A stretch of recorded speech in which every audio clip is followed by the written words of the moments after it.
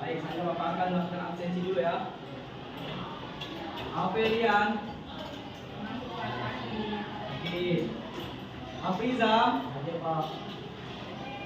Akbar. Hadir Pak. Amel. Anderson. Afila.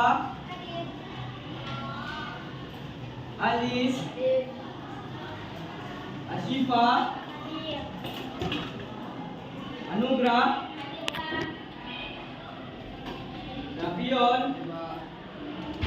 Edward. Emmanuel. Juga. Machiko. Mauridia. Maisha. Keterangannya?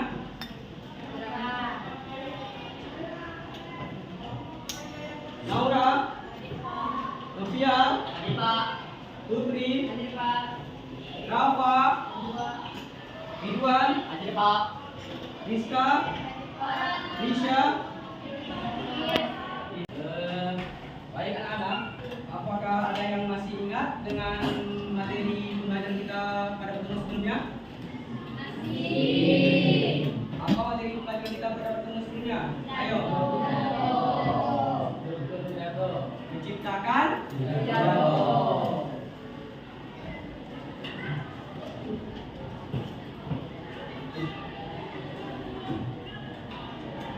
Sebelumnya, pernahkah kalian mendengar atau menyaksikan seseorang berpidato? Di mana kalian melihat atau mendengar pidato tersebut? Oke, upacara di mana lagi? Di televisi.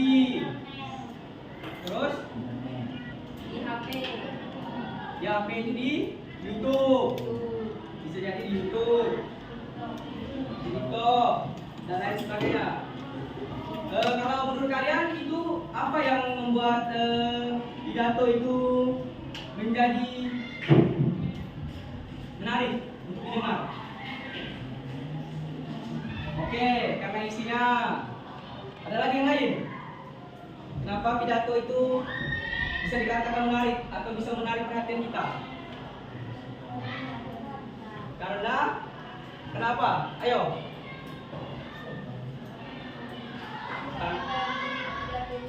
Oke, manfaat atau isi yang disampaikan di dalam pidato tersebut. Baik. Sebelum memasuki kegiatan inti pembelajaran pada hari ini, agar kalian tetap semangat dan fokus, Bapak akan memberikan satu speaking. Speakingnya seperti ini ya. Tepuk satu. Hu. Tepuk dua. Yes. Tepuk tiga. Shoo. Ingat? Ingat? Ayo. Tepuk satu. Tepuk dua. Tepuk tiga. Tepuk satu, dua, tiga.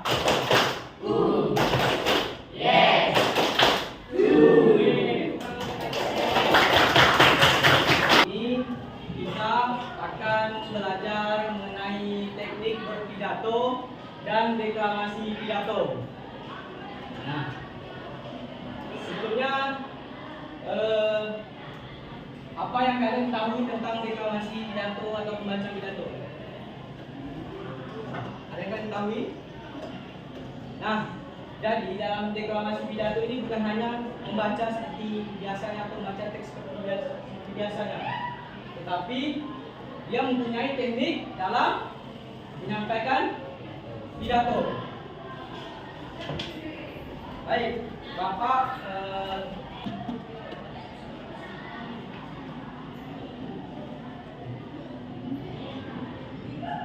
bahwa tujuan pembelajaran pada hari ini yaitu yang pertama, murid mampu menentukan teknik berpidato dengan tepat. Dan yang kedua, yaitu murid mampu mendeklamasikan pidato dengan baik. Nah, itu adalah tujuan pembelajaran kita pada hari ini.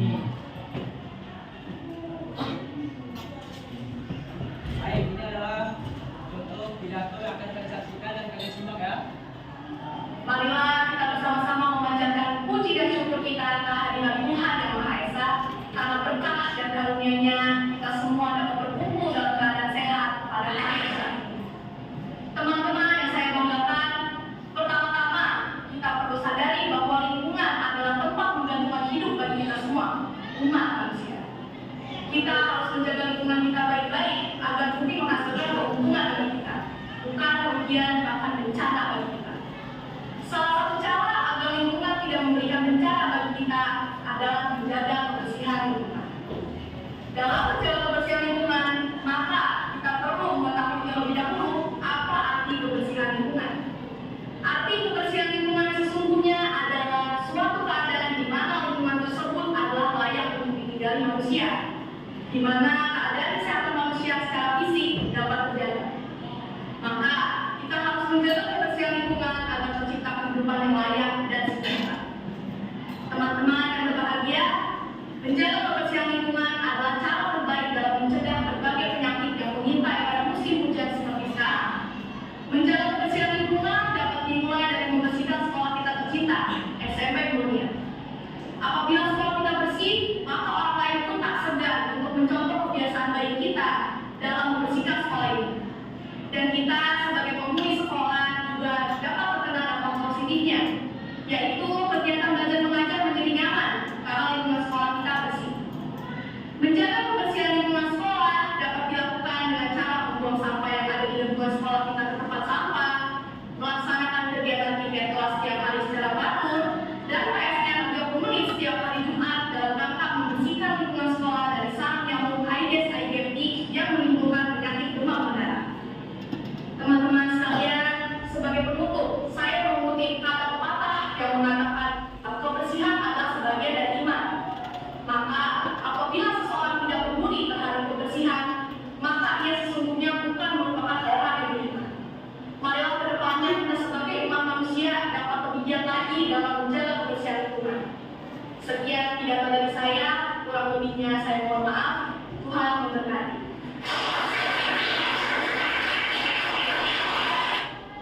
Pidato. Baik, agar kalian lebih memahami materi ini dalam, maka Bapak akan pertemuan sebelumnya Bapak ada memberikan tugas. Apakah masih ingat tugasnya? Apa tugasnya? Sudah selesai semua? Ya. Sebelumnya Bapak akan menyampaikan dulu mengenai materi teknik pidato dan deklamasi pidato. Anak-anak silahkan kalian catat poin-poin penting yang Bapak sampaikan. Yang pertama, Bapak menyampaikan teknik berpidato. Teknik berpidato adalah cara atau metode yang digunakan pembicara untuk menyampaikan pidato secara efektif kepada audiens atau pendengar. Penguasa teknik berpidato mencakup aspek verbal atau kata-kata yang dipilih, dan non-verbal itu yang termasuk dalam non-verbal itu adalah gestur, ekspresi, kontak mata, dan lain sebagainya. Yang pertama itu adalah gestur. Gestur adalah gerakan tubuh yang digunakan pembicara seperti gerakan tangan, sikap berdiri, pergerakan badan yang berfungsi menegaskan isi pembicara serta membantu pendengar memahami pesan yang disampaikan. Nah, jadi dalam kita mendeklamasikan pidato, kita tidak hanya membaca teks saja, tapi di situ ada yang teknik itu ada gestur. Apa yang maksud gestur? Gestur adalah gerakan tubuh. Nah, seperti yang video contoh tadi. Yang kedua, ekspresi atau raut wajah yang menunjukkan perasaan pembicara sesuai isi pidato yang disampaikan. Misalnya serius, tegas, atau penuh semangat, sehingga pesan yang disampaikan dapat terasa lebih hidup dan menyentuh. Jadi yang perlu diperhatikan dalam ekspresi atau raut wajah. Yang ketiga yaitu kontak mata, adalah arahan pandangan pembicara kepada audiens yang berfungsi untuk membangun kepercayaan diri, menciptakan kedekatan dengan pendengar, serta menjaga perhatian mereka agar lebih fokus. Nah, jadi pada saat kita mendeklamasikan pidato, itu bukan berarti kita hanya membaca teks pidato saja, tetapi ada teknik yang perlu kita perhatikan. Salah satunya ada gestur, ekspresi, dan kontak mata. Nah, jadi pada saat menyampaikan pidato itu kita tidak boleh terlalu fokus kepada teks. Jadi sekali-sekali pandang kita harus pada audiens atau pendengar. Ini adalah teknik vokal dalam berpidato. Yang pertama itu ada volume. Kekuatan suara harus disesuaikan dengan ukuran ruangan dan jumlah pendengar agar semua dapat mendengar dengan jelas. Jadi pada saat kita menyampaikan pidato, suara kita harus jelas agar para audiens mudah dan mendengar, mudah memahami pidato. Kalimat penting untuk menyampaikan makna, emosi dengan tepat. Nah, jadi ada intonasi. Jadi baca pidato itu tidak datar, tapi ada intonasinya. Ada nada rendah, nada tinggi sesuai konteks pembicaraan atau sesuai konteks pidato yang kita sampaikan. Selanjutnya juga ada tempo, yaitu kecepatan berbicara yang harus disesuaikan dengan isi pidato. Lebih lambat saat menyampaikan gagasan penting,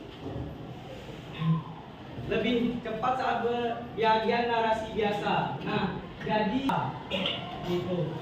Yang selanjutnya artikulasi, kejelasan pengucapan setiap kata agar pendengar dapat memahami isi pidato tanpa kesulitan. Nah, jadi artikulasi itu atau kejelasan penyebutan pada saat berpidato itu sangat penting karena agar pendengar itu mudah memahami maksud yang kita sampaikan, maksud pembicara. Yang terakhir itu jeda atau pause, berhenti sejenak sebelum atau sesudah gagasan penting untuk memberikan penekanan dan memberikan waktu pendengar untuk mencerna informasi. Nah, jadi juga ada jeda ya untuk pendengar itu mencerna informasi yang telah kita sampaikan dalam pidato atau maksud yang kita sampaikan dalam pidato. Selanjutnya ada metode penyampaian pidato. Terdapat yang pertama itu ada metode impromptu, pidato yang disampaikan tanpa persiapan dan tanpa teks. Jadi pidato impromptu itu pidato yang disampaikan secara tiba-tiba, secara spontan, langsung tiba-tiba tanpa persiapan. Dan yang kedua itu metode menghafal memoriker, yaitu pidato yang disampaikan dengan menghafal teks secara keseluruhan.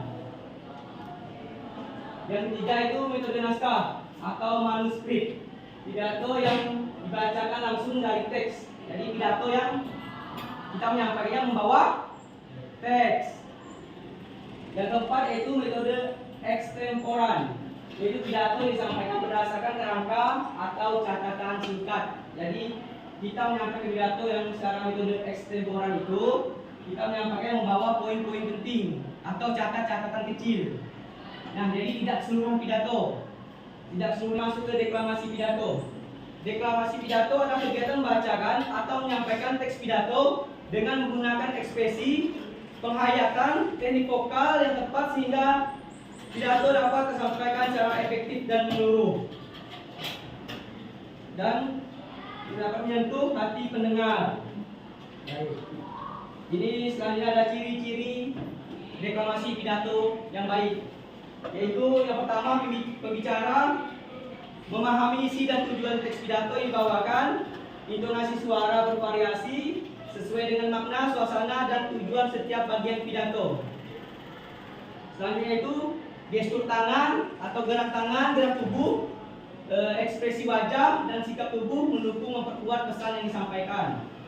Yang keempat yang termasuk kenakalan remaja itu apa saja?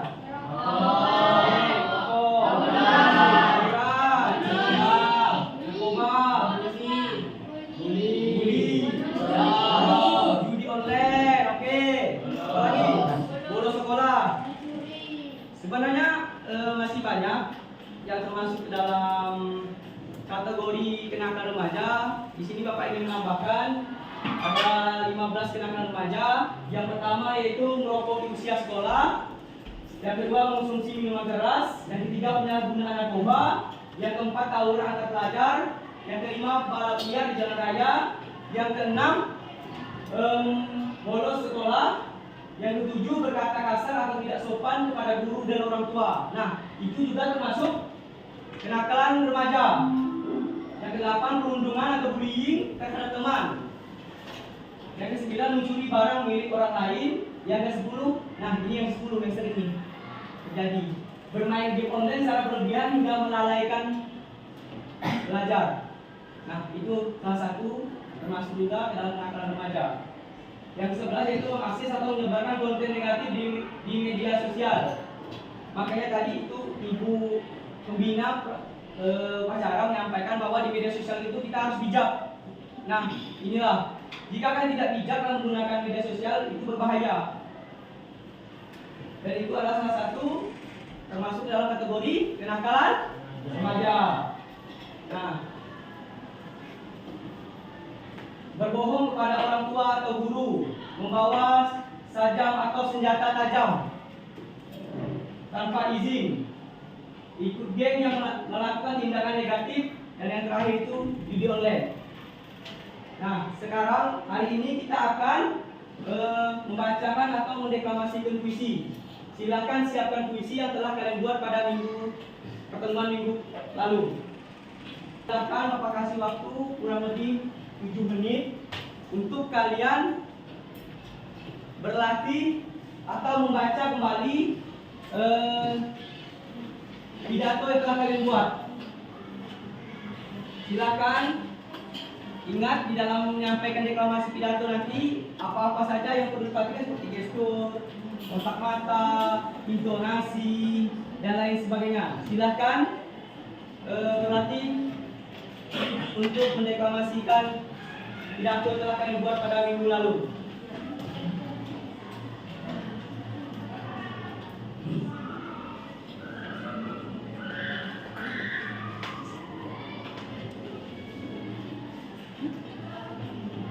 Silakan dibaca dan dipahami isi dan maksud pidato yang ingin disampaikan.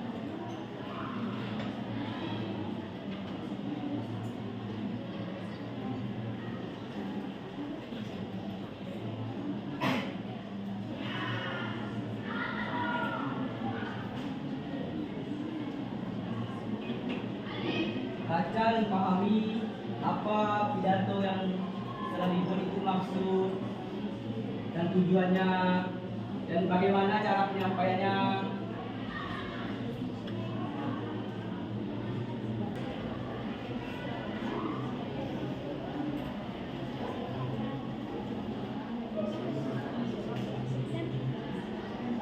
Pidato itu apa saja yang perlu diperhatikan, seperti intonasi, gestur.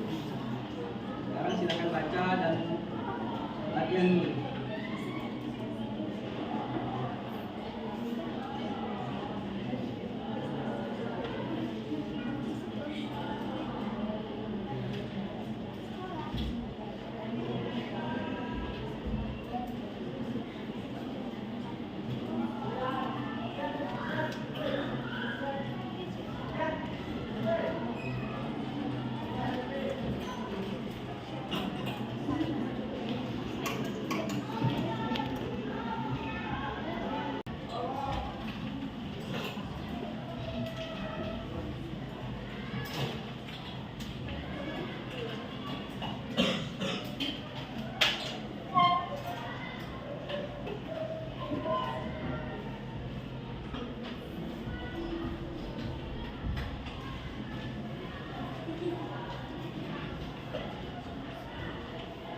Yang belum dapat tempat kerjanya? Ada yang belum dapat? Sudah dapat semua? Ya. Baik, sudah dapat semua. Bapak sediakan atau Bapak bagikan tadi. Di sini kalian secara Bapak sediakan atau Bapak bagikan tadi. Di sini kalian secara bergantian bergilir untuk maju ke depan mendeklamasikan pidato. Misalnya yang maju si Roni yang maju. Roni mendeklamasikan pidato. Teman yang lain menilai karena kalian menilai teman kalian berpidato. Di sini ada petunjuk pekerjaan. Yang pertama, amatilah penampilan teman yang sedang mendeklamasikan pidato di depan kelas dengan baik dan penuh perhatian. Yang kedua yaitu berikan penilaian secara jujur, objektif, dan bertanggung jawab sesuai kemampuan teman yang tampil. Dan yang ketiga, berilah skor pada setiap aspek penilaian. Yang pertama itu skor 4, sangat baik kategorinya. Skor 3 itu baik. Skor 2 itu cukup.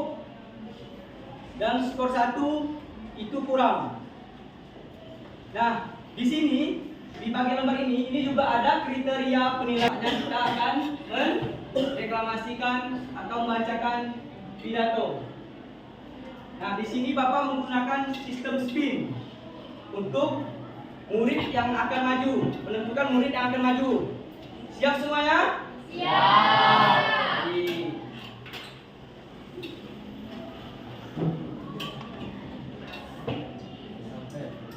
Ya, Bapak mulai ya. Siapa yang terpilih itulah untuk maju untuk mendeklamasikan pidato. Baik, Dapion, silakan maju untuk mendeklamasikan pidato. Nah, ingat teman-teman yang lain itu yang belum tampil, silakan mengisi lembar kerja.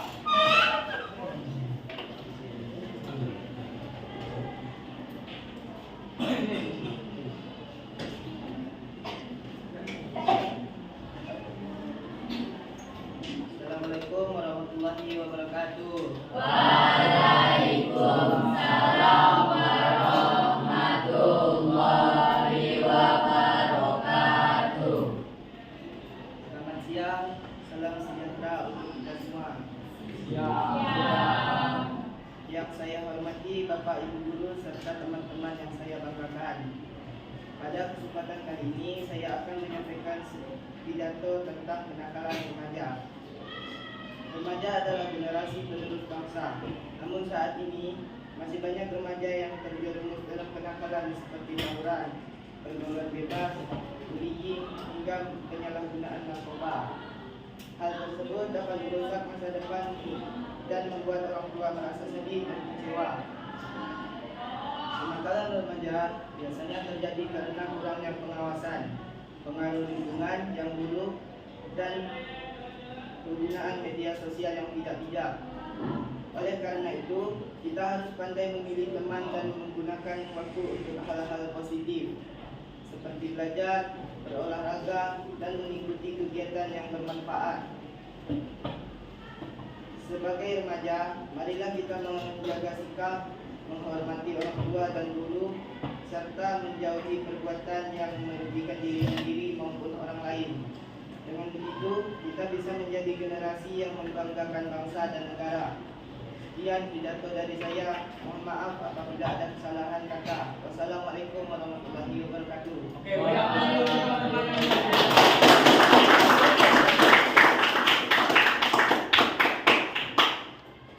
Oke, untuk Dapion itu penampilannya sudah baik, cuman ada yang perlu diperbaiki untuk kedepannya. Yang pertama, Dapion tidak adanya gestur. Kalian lihat tak tadi? Tidak ada gestur. Nah, atau gerak tubuh. Nah, jadi itu untuk perbaikan ke depan ya, Dapion. Terus semangat belajarnya Dapion. Baik. Selanjutnya, Bapak akan speed lagi.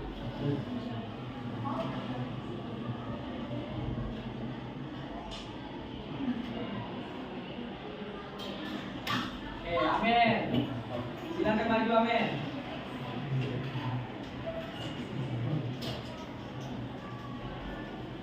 Nah, yang lain silakan perhatikan dan isi lembar kerjanya. Assalamualaikum warahmatullahi wabarakatuh. Waalaikumsalam warahmatullahi wabarakatuh. Selamat siang dan guru yang saya hormati. Selamat siang. Dan teman-teman sekalian, pada kesempatan ini saya akan berbicara tentang kenakalan remaja. Teman-teman, penyebaran konten negatif bukan lagi hal yang asing. Mulai dari penyebaran berita bohong atau hoax, ujaran kebencian, hingga asusila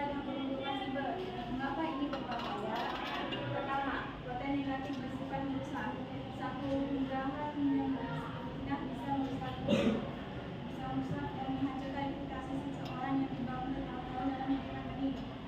Kita mungkin merasa itu hanya sekedar berbagi informasi, namun bagi pemanda itu ada luka yang mendalam. Kedua, bahaya jejak digital. Saat kita menyebarkan konten negatif, identitas kita melekat pada konten tersebut. Ingatlah bahwa yang kerja dan pendidikan masa depan serta tidak berubah. Apakah kita bisa sebagai orang menjaga kebersihan? Tidak, itu memang nyata. Kita punya undang-undang menyebarkan konten negatif bukan lagi sekedar masalah moral, tapi bisa berujung pada masalah hukum yang serius. Apa yang kita anggap sebagai konten bisa mencakup sesuatu kebaikan. Oleh karena itu, mari kita terapkan prinsip saling sharing sebelum membagikan sesuatu dan tanyakan pada diri sendiri apakah ini benar, apakah ini bermanfaat, dan apakah ini akan membantu orang lain. Mari kita mengimbau kita dengan menginspirasi kreativitas dan dengan kita gelap, mari mencari penggunaan yang bertanggung jawab. Bapak dan Ibu guru yang saya hormati dan teman-teman sekalian, terima kasih atas perhatiannya. Wassalamualaikum warahmatullahi wabarakatuh.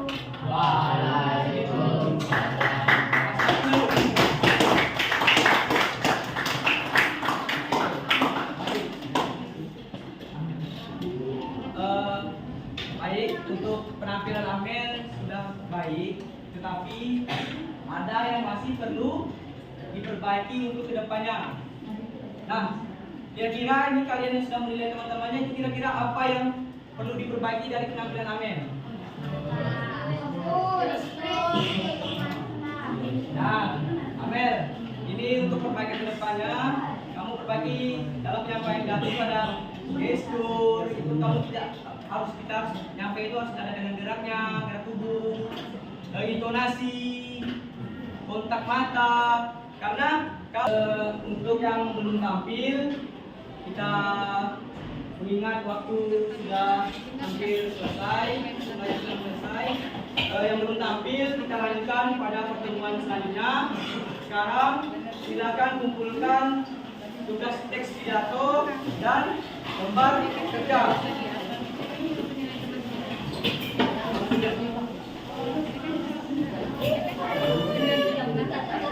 Sampaikan kesimpulan pembelajaran kita pada hari ini secara singkat.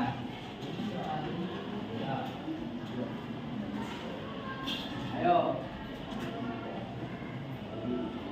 Kesimpulan baik untuk kesimpulan pembelajaran kita pada hari ini adalah teknik berpidato merupakan kemampuan penting yang harus dikuasai agar pesan dapat disampaikan dengan jelas, menarik, mudah dipahami oleh audiens atau pendengar. Selanjutnya dalam berpidato, pembicara perlu memperhatikan teknik nonverbal seperti gestur, yaitu gerak tubuh, ekspresi, kontak mata, serta teknik vokal seperti volume, intonasi, tempo, artikulasi, dan jeda. Selain itu, terdapat beberapa metode penyampaian pidato, yaitu impromptu, menghafalkan naskah, dan ekstemporer yang dapat digunakan sesuai kebutuhan dan situasi. Nah, deklamasi pidato menjadi salah satu bentuk penyampaian pidato yang menekankan penghayatan, ekspresi, keterampilan berbicara sehingga isi pidato dapat lebih hidup, menarik, dan menyentuh hati pendengar. Nah, ini pidato itu ada tekniknya apa saja? Gestur, gestur itu ada teknik vokal itu seperti volume, intonasi, tempo, artikulasi, dan jeda. Baik, yang untuk yang belum tadi belum dapat kesempatan untuk mendeklamasi pidato, kita lanjutkan pada pertemuan selanjutnya, yaitu minggu depan. Sebelum kita pulang, marilah kita berdoa. Silakan satu orang berdoa semoga apa yang kita pelajaran hari ini bermanfaat bagi kita semua. Ya, silakan Rudi ikuti doanya. Sebelum pulang marilah kita berdoa menurut agama dan kepercayaan kita masing-masing. Berdoa mulai.